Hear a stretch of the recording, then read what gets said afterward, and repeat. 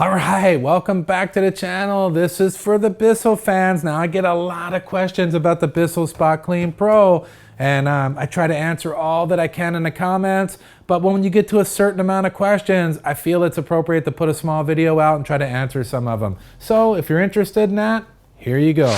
Let's start with one of my first and foremost tips. These are a compilation of viewer suggestions and things I've learned on my own.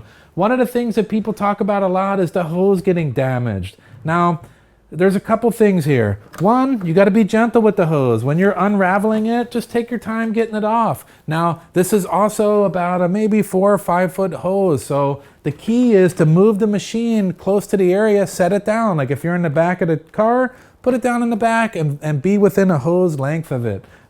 If you're dragging the machine around by this hose, you're not only going to tear the machine up, but you're also going to have problems with the hose as well. People talk about yanking it out of the head here or destroying it down here at the attachment point. So be careful with that. The next thing is storage. How do we store this thing? I've heard people say they've stored it, and when they've got it out of the storage, the hose was messed up. So make sure at the attachment point, there's a little bit of play. Come around here, nice and loosely wrapped.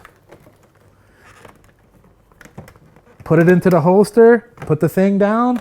Now make sure that there's enough slack down here where there's nothing pulling on this hose here. So there's no doubt in my mind that when I pull that out of storage, it's gonna be good to go. So storage is important too. Okay, let's talk about my next tip. Another popular question. Jeremy, should we leave all those chemicals in there when we're done vacuuming it out? I mean, there seems to be a lot of chemicals still in the machine. Here's another one for you. Take the spray, the head here.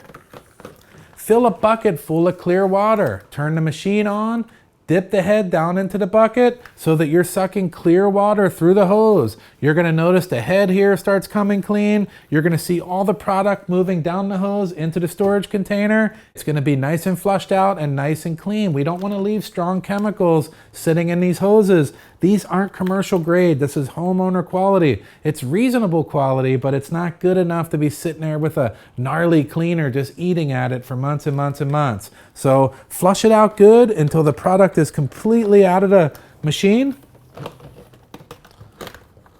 Put it back in the holster and you're all set. It's nice and clear. Here's something else to consider while we're talking about cleaning it. This is another tip for you. Take the storage container out, rinse it with water, turn it upside down on some microfiber towels and let it drip dry until it's completely dry. And also come back to the back and do that with the water container as well. Take the lid off, put that on the microfiber towel and just let it completely dry. You can see mine's is still a little wet from this demonstration, but I will dry it out before I store it.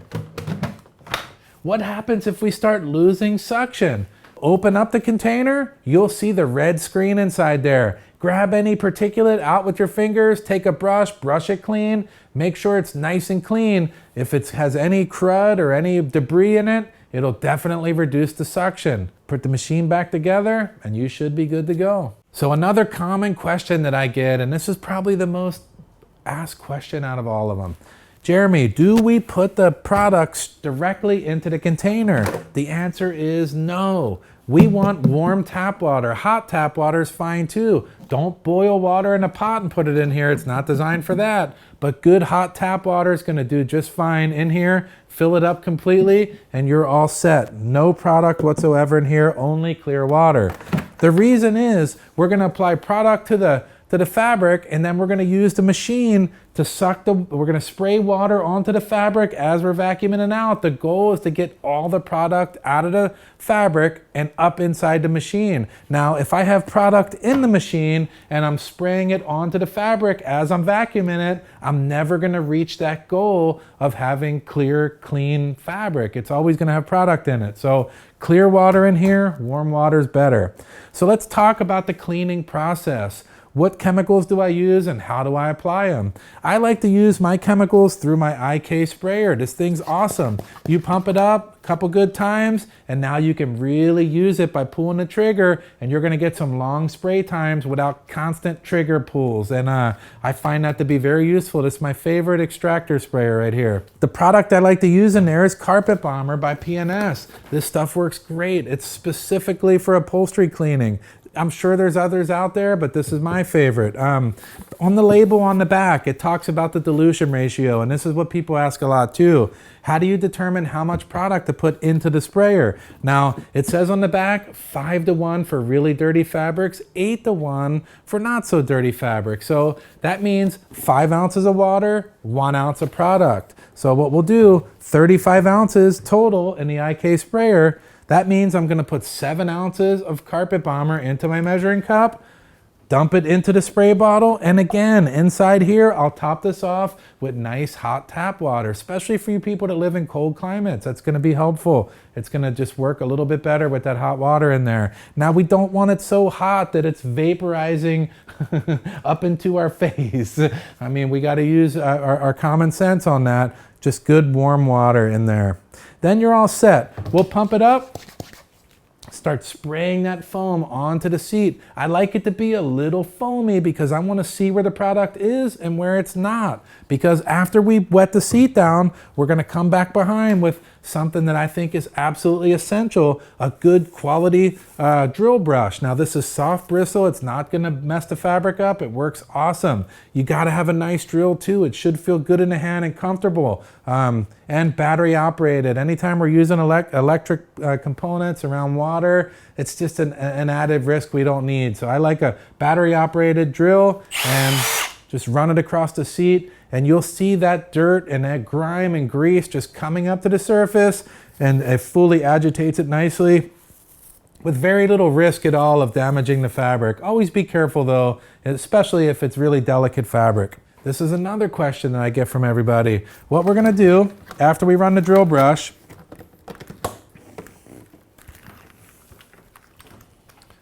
we're gonna take the machine with the clear water in it, and we're gonna pull the trigger, and you'll see a spray coming out of the front. We'll apply the water as we're vacuuming. We're looking into the sight window here. What we're looking for is how much dirt's coming out, how much product is still left in the fabric. We should continue to do what I would call wet passes, spraying water and vacuuming at the same time until it's nice and clear, no foam, no product, no dirt. And that's how we know we're done. If I'm unable to achieve that, I might have to come back behind, apply more product, and use the drill brush again, and just keep repeating until the stain is gone. Not every stain is removable though. We have to have realistic expectations, but this sight window is important. Everybody asks, why can't I just use my shop vac in a spray bottle? One, you're gonna be spraying nonstop. This process takes time. It takes elbow grease. So having a pump that's spraying constant water as you pull the trigger just avoids just nonstop spraying. Not only that, but without the clear sight window, it's almost impossible to tell when all the product's out, when is all the dirt out. Now, yes, with a shop vac and a sprayer and your eyeballs, you can get some reasonable results. But if you're gonna be doing this and you wanna do it at any type of higher level, you're gonna need a machine. And this is the entry-level machine. And if you're doing it routinely over and over and over again, you're gonna wanna step up into at least a mid-tier machine. Like I turned my shop vac into an extractor. That's semi-commercial. It'll handle a beating. But if you're super pro detailer and you're doing this day after day after day, you're gonna wanna get a commercial machine. But you definitely need an extractor machine to do this. Now, all in all, the Bissell Spotclean Pro is an awesome machine for that homeowner or the detailer on a budget, or anybody that could see themselves using this regularly enough to buy a machine. So it's an awesome little machine. One of my favorite parts about it is the footprint. It's such a small footprint. You just don't need a big facility. With the other larger ones, you got to have a dedicated area in your garage to store those things. And if you don't use it enough, it's just in the way. So this can go up on a shelf, out of the way, and it's awesome. I can't really think of any other questions that were asked. I hope that helps you guys out. I appreciate you watching the video, and we'll see you on the next one. If you have any other comments, leave them down below. I'll try to answer them the best I can. And if they accumulate into a lot of comments again, then I'll put another video out. Consider that subscribe button too. I always like to see the subscribers grow, and I'll leave links to all these products down in the description to help you guys out, and you know I appreciate it. It supports the channel too, and we'll see you on the next one.